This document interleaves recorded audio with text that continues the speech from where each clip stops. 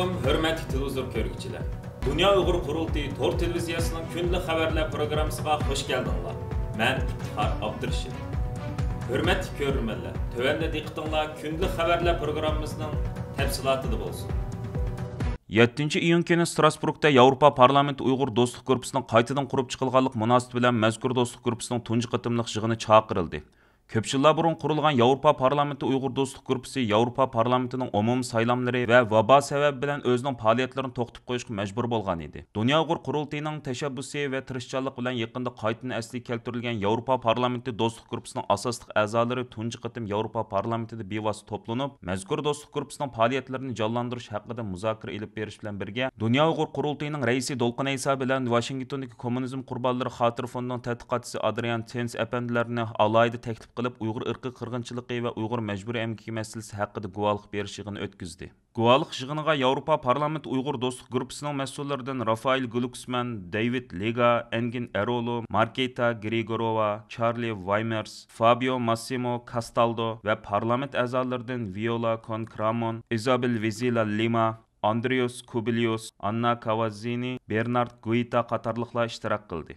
Növbətdə Avropa Parlamentida Xitayning Uyg'urlarga tutgan qo'rqinchli muomalasini irqiy qirg'inchilik deb e'tirof qilish haqidagi qaror loyihasi jiddiy talash-tortish qilinib, ovoz qo'yilish oldida turayotgan bir paytda o'tkazilgan yuqorqi guvohlik yig'ini Avropa Parlamenti a'zolarining kuchli qiziqishini qo'zg'adi. Bugun yani 8 iyun günü Dünya Uyghur Qurultayining raisi Dolqin Aysa efendim Avrupa Parlamentining muavin raisi Heidi Hautala xonimni o'z ichiga olgan bir qism parlament a'zolari bilan ko'rishib, Dünya Uyghur Qurultayining Avropa Parlamentidan va Avropa Birligidan kutadigan ba'zi konkret talablarini anglatdi. Bu munosabat bilan Avropa Parlamentidan istansimizning maxsus ziyoratini qabul qilgan Dolqin Aysa efendim bu haqda qisqacha ma'lumot berib mundaq dedi. Avrupa Parlamentidagi faaliyetlerimiz devam ediyor. Bizden bu kıtımki Avrupa Parlamentidagi faaliyetlerimiz Strasbourg merkezindeki faaliyetlerimiz asasen bir qancha noktalar bilan elib berilyotdi. Biri vatandaşlarının haberi bo'lganidek Avrupa Parlamenti Uyghur Dostluk Grubu 2017 yılı 10. ayda resmi kurulgandan keyin bu grupning tirishchanligi bilan Avrupa Parlamenti hozirgacha 5 qatim Uyg'urlar meselesi to'g'riliq ciddi qarorlar qabul qilindi ve nurg'ulg'an muzokara yig'inlari yapıldı. Ama 2019 yılının ahırda Avrupa Parlamenti'da yeniden saylan bo'lgandan keyin bir qancha aydan keyin bu vaba pandemik başlanıp gidip parlamenti taqoqliq bo'ldi. Nurg'ulg'an parlament a'zolari uyda ishlashi to'g'ri keldi. Shuning bilan bu yerdagi bizning 100 turgan ko'rishish faoliyatlarimiz cheklanib uchirgan ve bu Uyghur Dostluk Grubu'nun burunki a'zolaridan bir kısımları parlament a'zolaridan çekingen, bir kısımları saylanıp tutanmaganlığı için bu Dostluk Grubu'nun qaytadan tashkillashga zurriyati bor. Ama yuqori degan sebepler bilan bu imkoniyatlar bo'lmay, bu yıl 2. ayda parlament yeniden açıldı. Ondan keyin biz bu Dostluk Grubu'nun qaytadan qurish ishlarini ciddi etdik. Bugün tönögün tunji bulup bu dostluk grubu qaytadan qurilganligini e'lon qildi. Tunji programmasini Strasburgdagi Avropa Parlamentining Strasburgdagi markazida yapadi. Buningga Avropa Parlamentining parlament a'zosi Uyg'urlarning do'sti Rafael Glucksmann, andagi David Legal'ninki ikkisining qo'sh raisligida bu qaytadan tashkillendi ve Adrian Zens'ni tunji qatim bu programni taklif qilib Uyg'ur mecburi emgik meselesi to'g'riliq doklad berdi. Biz bu yerda hamda bu 3 kunlik faaliyetimiz jarayonida parlament a'zolari bilan Uyg'ur Dostluk Grubu bilan oldimizda qilish tegishli plan programmalar haqida muzokaralashimiz, faaliyetlarni muzokara etib boramiz ve planlarimizni muzokara qilmoqchi. Onundan muhim bo'lgan bir kun tartib bu hozirgacha 9 parlament Uyghur qirg'inchiligini, erkiy qirg'inchilikni qabul qildi. Avropa Parlamenti 27 davlatdan kelgan parlamentlarning tashkillashini qilgan cho'ng bir qurum. Bu yerda Uyghur qirg'inchiligini qabul qilish bizning bir qancha yildan buyongi jiddiy programmalarimizning ichida edi. Neticede ahir mana bu ata Avropa Parlamentida Uyghur erkiy qirg'inchilik meselesi ovoz qo'yilmoqchi. Shuningga bundan burun parlament a'zolari bilan ko'rishish, bu meseleге nisbeten mutlak köp sonliq parlament a'zolarining ovoz berish bilan buni qo'lga keltirish uchun harakatlarni olib boryapmiz. Nurg'ulg'an parlament a'zolari bilan ko'rishdik va savollarga javob berdik. Xudoyim bo'lsa, ata Sharq Turkiston xalqi uchun yangi bir xo'shallik, yangi bir umid, yangi bir tasalli kuni bo'ladi deb o'ylayman. Hozirgi ko'rishlarimizdan bu qarorning mutlaq ko'p ovoz bilan o'tadiganligiga ishonchimiz bor. Yevropa parlamenti hozirga qadar Uyg'urlar to'g'riliq nurg'un qarorlarni ma'qullagan bo'lsa-mu, lekin u bu qarorlarda irqiy qirg'inchilik degan so'zni ishlatib boqmagan edi. Halbuki Yevropa parlamentining bu masaladagi pozitsiyasi bu hafta ichida o'zgarishi mumkin. Ma'lum bo'lishicha, navbatda Yevropa parlamenti Xitoyning Uyg'urlarga tutgan qo'rqinchli muomalasini irqiy qirg'inchilik deb e'tirof qilishni muzokara qilmoqda ekan. Bu haqdagi xabarlardan Yevropa parlamentining ba'zi nopuzliq a'zolarining bir qaror loyihasi sunganligi, hozir qaror loyihasining oxirgi teksti muzokara qilinayotganligi, uning bugun, ya'ni 8-iyun kuni parlamentda muzokara qilinib, 9-iyun kuni ovoz qo'yilganligi ma'lum.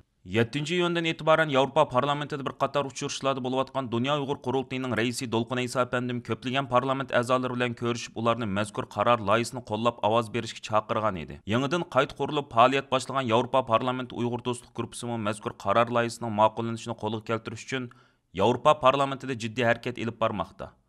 Ma'lum bo'lishicha, qaror loyihasi Yevropa parlamentidagi Yevropa Xalqlar partiyasi, Markaziy yangilik guruhi, Sotsialist va demokratlar, Yevropa konservativlar va islohotchilarni o'z ichiga olgan 4 cho'ng partiyaning qo'llashiga erishgan. Kuzatuvchilar parlamentdagi yeshillar, solchilar, radikal o'ngchil kimlikdagilar va demokratiya guruhi bu so'zni ishlatishni qo'llamasa-mu, ammo bu qaror loyihasining teksti ko'p sonliqlarning qabul qilishiga erishganligi. Parlament a'zolarining qaror loyihasini qo'llab, Xitoyning Sharq Turkistondagi harakatini irqiy qirg'inchilik deb sifatlashning muqimlashib qolganligini bildirmoqda. Hong Kongda chiqadigan Janubiy Xitoy Sahar pochtasi gazetining oshkorlashicha, qaror loyihasining Yevropa Xalqlar partiyasi tayyorlagan dastlabki tekstida Xitoyning Uyg'urlar qaratgan tug'ishning oldini olish tadbirlari va Uyg'ur farzandlarini oilasidan ayirishga doir ishonchli dalillar insoniyatga qarshi jinoyat va irqiy qirg'inchilik tashkil qildi deyilgan. Yevropa parlamentining mazkur plani kishilik huquq tashkilotlarining kuchli ijobiy inkosini qo'zg'adi. Germaniyadagi taxt ostidagi xalqlar tashkilotining qarashicha, agar Yevropa parlamenti bu qaror loyihasini ma'qullasa, bu Xitoyga kuchli signal berdi ekan. Lekin mazkur qaror loyihasi Yevropa parlamentining maydonini ifodalasa-mu, biroq uning Yevropa komissiyasi va Yevropa ittifoqining boshqa ijroat organlariga qarta qonuniy majburlash kuchi yo'q. Dunyo Uyg'ur qurultayining aytishicha, shundaqdan bu qaror loyihasining ma'qullanishi Xitoyni jazoga tortishga tayyor degan signalni berdi ekan. Dunyo Uyg'ur qurultayining raisi Dolqin Ayso apandimning istansimizga bildirishicha, bu qaror loyihasining 9-iyun kuni Yevropa parlamentida ma'qullanishi Yevropa ittifoqining majbur emgakni cheklash qonuniga ta'sir ko'rsatdi ekan. Bu qaror loyihasi Xitoyning Sharq Turkistondagi lagerlarga oid Xinjiang saqchi hujjatlari oshkorlanib xalqaro qattiq g'ulg'ula qo'zg'agan, shundaqla BDT kishilik huquq oliy komissarining Sharq Turkistonga qilgan ziyorati natijasi oxirlashib orqadanla o'ttirib qo'yilgan. Janubiy Xitoy Sahar pochtasi, Yerusalim pochtasi qatorliq gazetlarning aytishicha, Yevropa parlamentining 9-iyun ovoz qo'yiladigan qaror loyihasida yana Uyg'ur sud kollegiyasi va boshqa ishonchlik mustaqil tekshirish apparatlari ham tadqiqot organlarining qaror va dokladlari misol keltirilib, bu organlarning Xitoyning Sharq Turkistondagi siyosatining tan jazosi, insoniyat qarshi jinoyat va irqiy qirg'inchilik tashkil qildi deb yakun chiqarganligi ta'kidlangan.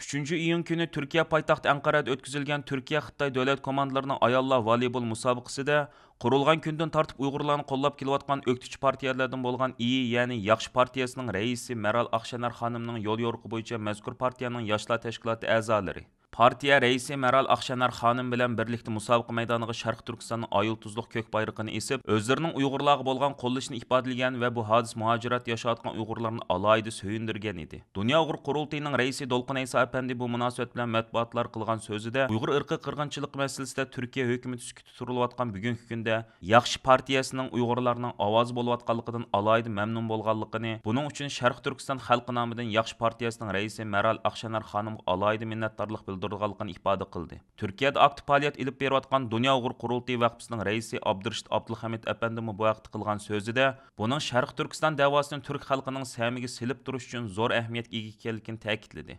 2002 yil Koreyada o'tkazilgan Dunyo futbol lo'nqisi musobaqasida Turkiya davlat komandasi bilan Xitoy komandasi o'ynagan musobaqada futbol maydoniga Sharq Turkistonning ko'k bayrog'i esilgan edi. 3-iyun kuni Turkiya poytaxti Anqarada o'tkazilgan Turkiya-Xitoy davlat komandalarining ayollar voleybol musobaqasini Yaxshi partiyasining raisi Meral Aqshanar xonim naq maydondan 30 parlament a'zosi o'ltirgan joyda ko'rgan bo'lib, Sharq Turkistonning bayrog'i dal u o'ltirgan sahnaga esilgan. Mazkur ko'k bayroq Xitoy davlatlik ayollar komandasini qo'llash uchun kelgan Xitoylar asqan Xitoy bayrog'ining udulda musobaqa tuguchi turgan. Tomoshabinlar ichida Turkiya Tashqi ishlar ministri Mavlud Çavuşoğlu bor ekan. Yaqında oshkor bo'lgan Xinjiang soqchi hujjatlari nomidagi maxfiy arxivlar dunyo miqyosida zo'r g'ulg'ula qo'zg'andan keyin Xitoy hukumatı yana bir qatim koni muqomni takrorlab, Xinjiangdagi har millat xalqi baxtiyor turmush kechirmoqda deb chalvoqidi.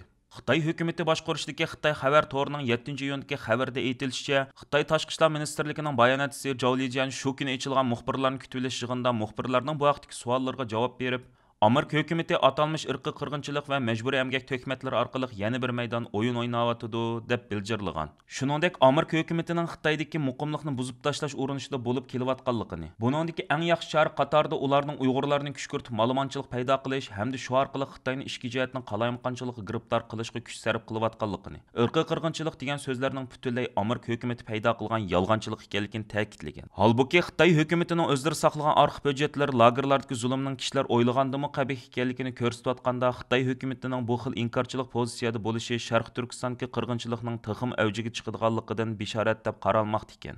Lagershunos mutaxassislardan doktor Adrian Chens bu haqda matbuotlar qilgan so'zida bu moddiy hujjatlarni Xitoy hukumati qanday shaklda inkor qilibmi dunyoni oldiy olmaydi deb ko'rsatdi.